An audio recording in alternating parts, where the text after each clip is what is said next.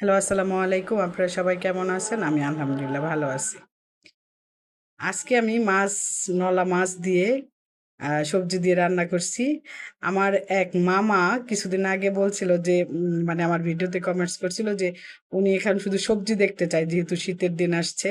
তো ওনার জন্য আজকের আমার এই রান্নাটা। মামাকে বলতেছি, মামা দেখেন সবজি দিয়ে কিভাবে তরকারি রান্না করতে হয়। এখানে আমি অনেক পদের তরকারি ইউজ করছি, মিনিমাম ৫ পদের তরকারি। আলু, পেঁপে, সিম, বরবটি, ফুলকপি। এই ৫ পদের তরকারি দিয়ে আজকে আমি একটা মাছ রান্না করছি। তো দেখুক আর কি তরকারি দিয়ে মানে সবজি রান্নাটা কেমন।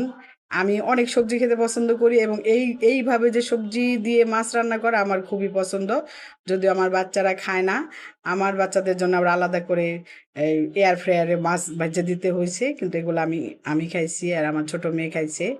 তো এই আমার রান্নাটা ছিল আহ, মাছটা ভেজে একটু মশলাপাতি দিয়ে কষায় সুন্দর করে, আর এই সবজি কষায়া তারপরে মাছ দিয়ে ধনেপাতা দিয়ে জিরা ভাজা দিয়ে রান্না করছি। আর সাথে ছিল মিষ্টি কুমড়া ভাজি। মানে সবই শুধু তরকারি, তরকারিময় জীবন। তো এটা আমার মামার উদ্দেশ্যে আজকে আমি ছাড়লাম। মামা দেখুক তরকারি কিভাবে খাইতে হয়, কত প্রকার কি কিভাবে খাইতে হয়। সবাই ভালো থাকবেন। আসসালাম।